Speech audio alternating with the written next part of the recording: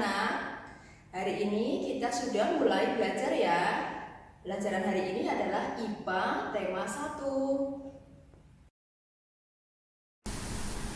Tema 1, indahnya kebersamaan.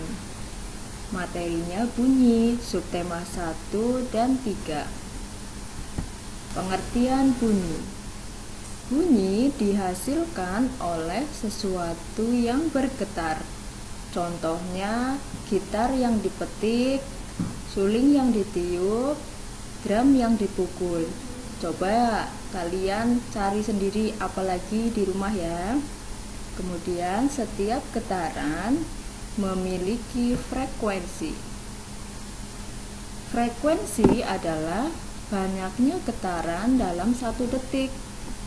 Satuan frekuensi adalah hertz atau bisa disingkat H dan Z kecil. Jenis frekuensi. Berdasarkan frekuensinya, bunyi dibedakan menjadi 3, yaitu 1. Infrasonik. Bunyi infrasonik adalah bunyi yang memiliki frekuensi kurang dari 20 Hz. Bunyi ini hanya bisa didengar oleh hewan, tetapi tidak semua hewan bisa mendengar bunyi ini. Contohnya adalah jangkrik dan anjing. Yang kedua, audiosonik. Bunyi audiosonik adalah bunyi yang memiliki frekuensi antara 20 sampai 20.000 Hz. Nah, bunyi ini hanya bisa didengar oleh manusia ya. Bunyi ultrasonik. Bunyi ultrasonik adalah bunyi yang memiliki frekuensi di atas 20.000 Hz. Bunyi ini bisa didengar oleh hewan seperti lumba-lumba dan kelelawar. Kelelawar memanfaatkan bunyi ini untuk mencari makan di malam hari. Namanya ekolokasi. Pengertian amplitudo. Amplitudo adalah simpangan terbesar suatu getaran terhadap kedudukan diamnya. Amplitudo membedakan bunyi kuat dan bunyi lemah. Perambatan bunyi. Bunyi hanya dapat merambat melalui benda padat, cair, dan gas. Perambatan bunyi paling cepat adalah melalui benda padat, kemudian benda cair, dan paling lambat melalui udara. Kalian bisa lihat contohnya di gambar itu ya. Bunyi tidak dapat merambat melalui ruang hampa seperti di luar angkasa. Pengertian gema dan gaung. Gema adalah bunyi pantul yang muncul setelah bunyi asli selesai dikirim.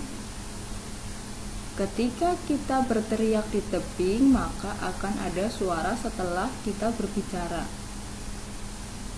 Gaung. Gaung adalah bunyi pantul yang terdengar hampir bersamaan dengan bunyi asli. Contohnya ketika kita membunyikan alat musik di dalam ruangan tertutup, suara yang ditimbulkan akan kurang jelas karena adanya gaung. Manfaat pemantulan bunyi. Pemantulan bunyi dapat digunakan untuk beberapa hal sebagai berikut. Untuk mendeteksi kerusakan logam sebagai USG atau ultrasonografi. Ya, untuk mendeteksi adanya janin di dalam kandungan. Itu namanya USG. Kemudian untuk mengukur kedalaman laut seperti yang kalian lihat di gambar, itu ada alat di kapal namanya sonar. Nah, sonar ini digunakan untuk mengukur kedalaman laut. Selanjutnya, untuk mengetahui kedudukan benda di dalam laut.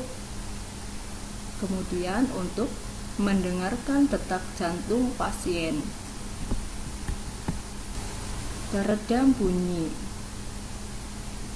Ketika kita berada di dalam ruangan, biasanya terjadi pemantulan bunyi, sehingga kita membutuhkan peredam bunyi.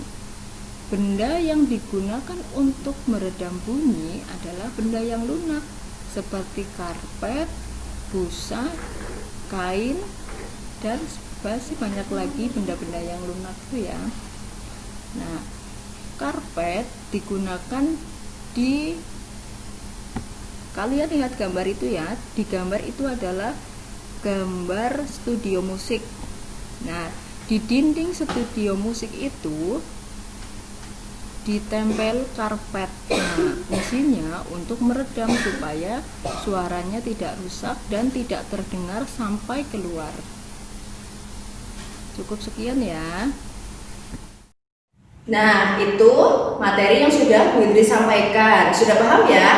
Kalau belum paham, kalian bisa mengulang lagi sampai kalian paham. Saya untuk tugas nanti akan Bu Indri kirim via WA.